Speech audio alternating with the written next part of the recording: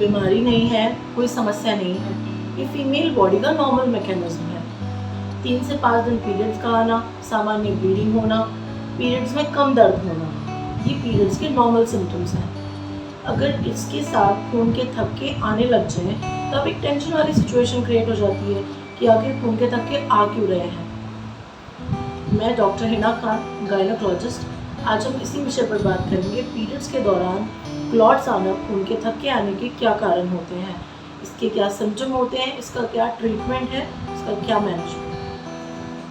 अब हम बात करेंगे पीरियड्स के दौरान क्लॉट्स क्यों आते हैं, इसका क्या कारण होता है क्लॉट्स आने का। अपनी लाइफ टाइम में कभी ना कभी हर महिला को क्लॉट्स आते ही आते हैं। सबसे पहला कारण होता है बहुत एक्सेसिव ब्लीडिंग का होना। ब्लड कोआगुलेट हो जाता है, ब्लड, म्यूकस और टिश्यू मिक्स होकर के एक क्लॉट बनाते हैं, एक जेली लाइक चीज़ बनाते हैं जिसे हम क्लॉट कहते हैं। बॉडी का अपना डिफेंस मैकेनिज्म है।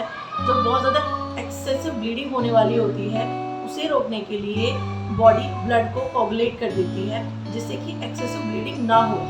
बॉडी चाहती है कि एक्सेसिव ब्लीडिंग ना हो।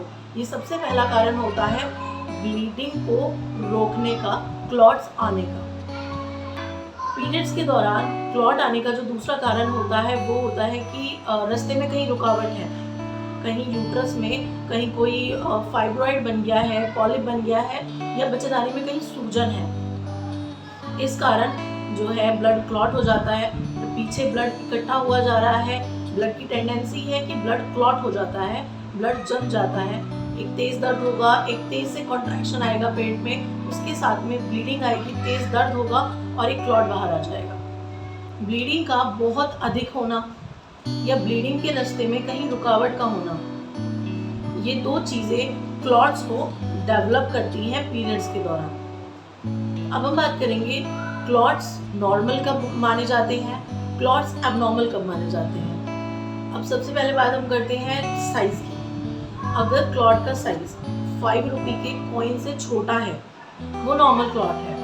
अगर एक क्लॉट का साइज़ नींबू से बड़ा है, छोटे नींबू से बड़ा है, तब हम उसको एबनॉर्मल मानते हैं। वो ब्राइट रेड कलर का आ रहा है, दैट इज़ नॉर्मल। लेकिन अगर वो डार्क रेड कलर का आ रहा है, ब्राउनिश रेड कलर का आ रहा है, दैट इज़ एबनॉर्मल। अगर ये क्लॉट पीरियड की शुरुआत में आ रहे हैं, 1 से 2 दिन आ रहे हैं, उसके बाद कोई क्लॉट नहीं आ रहा, नॉर्मल ब्लीडिंग चल रही है, तब वो नॉर्मल है। लेकिन अगर वो क्लॉट पूरे साइकिल में कंटिन्यू आ रहे हैं, तब हम उसे एबनॉर्मल मानते हैं। अगर उसकी फ्रीक्वेंसी कम है, क्लॉट्स की फ्रीक्वेंसी कम है, तब वो नॉर्मल माने जाते हैं, और अगर उनकी फ्रीक्वेंसी बहुत ज़्यादा है तब वो एबनॉर्मल माने जाते हैं। तो ये था डिफरेंस नॉर्मल और एबनॉर्मल के बारे में। अब हम बात करेंगे इसके कारणों के बारे में, इसके क्या कारण होते हैं, क्या कॉज होते हैं। इसका सबसे पहला कॉज होता है फाइब्रॉइड यूट्रस। यूट्रस के अंदर, बच्चेदानी के अंदर कोई फाइब्रॉइड है या कोई पॉलिप है, एडिनोमायोसिस है या एंडोमेट्रियोसिस है, बच्चेदानी के ऊपर कोई सूजन है, अंदर बच्चेदानी की दीवारों पे सूजन है, या इसके कुछ हार्मोनल कॉजेज भी होते हैं, पीसीओडी हो गया, पीसीओएस हो गया, थायराइड हो गया। इन सब कारणों से भी ब्लीडिंग बहुत एक्सेसिव हो जाती है, जिससे कि क्लॉट्स बन जाते हैं। ये तो थे इसके कुछ कॉमन कारण। अब हम बात करेंगे कुछ अनकॉमन कारणों के बारे में। अनकॉमन कारणों में आता है, सबसे पहला आता है बच्चेदानी का कैंसर, बच्चेदानी के मुंह का कैंसर। तो ये एक अनकॉमन कारण है ब्लीडिंग में क्लॉट्स आने का, पीरियड्स के दौरान क्लॉट्स आने का, ये एक अनकॉमन कारण है। इसका एक और कारण होता है अगर प्रेगनेंसी डिसकंटिन्यू हो गई है, कोई मिसकैरेज हो गया है। मिसकैरेज में जो क्लॉट्स आएंगे उसमें जो टिश्यू है, जो म्यूकस है, उसका पार्ट थोड़ा सा ज़्यादा आएगा, ब्लड से ज़्यादा उसका पार्ट आएगा। पहले क्लॉट आएगा, फिर खूब सारा ब्लड आएगा, बहुत दर्द के साथ आएगा। ये जो प्रेजेंटेशन है, ये मिसकैरेज वाला जो प्रेजेंटेशन होता है क्लॉट का, ये वो है। अब हम बात करेंगे इसके कुछ सिम्टम्स के बारे में। इसके सिम्टम्स में सबसे पहला सिम्टम आता है खून की कमी। नंबर 2, थकान रहना, आंखों के सामने अंधेरा आ जाना, नाभि के निचले हिस्से में दर्द होना, कंटिन्यू लगातार दर्द रहना, ये सारे सिम्टम्स आते हैं। अब ये बात करते हैं इसकी ट्रीटमेंट के बारे में। किसी बीमारी का कारण पता चल जाता है, उसका इलाज होना आसान हो जाता है।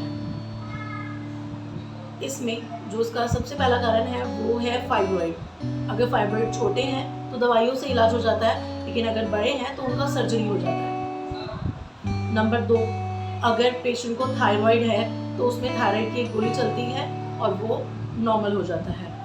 नंबर 3, पीसीओडी पीसीओएस, उसके लिए हम हार्मोनल थेरेपी देते हैं, हार्मोनल दवाइयाँ देते हैं, वो उससे नॉर्मल हो जाते हैं। एडिनोमायोसिस, एंडोमेट्रियोसिस, इसमें हम हार्मोनल ड्रग्स का इस्तेमाल करते हैं, ये नॉर्मल हो जाता है। अब इसकी मैनेजमेंट में, क्योंकि बहुत ज़्यादा ब्लड लॉस हुआ है, बहुत ज़्यादा ब्लड लॉस हो रहा है, तो उसके लिए आपको एक सेब, एक अनार हर दिन आपको खाना चाहिए। आपको बीट, चुकंदर खाना चाहिए, पालक का सेवन करना चाहिए। आपको अपना फ्लूइड इंटेक बढ़ा देना चाहिए। आपको नारियल पानी, नींबू पानी, सूप वगैरह का इस्तेमाल ज़्यादा करना चाहिए। आपको इन सब चीज़ों का ध्यान रखना चाहिए। इन कंडीशन अगर इनसे बात नहीं बनती है, तब आपको मेडिकेशन की तरफ जाना चाहिए। अगर आपको मेरी वीडियोस हेल्पफुल लगती हैं तो प्लीज़ आप मेरी वीडियो को लाइक करिए और मेरे चैनल को सब्सक्राइब करिए। Thank you.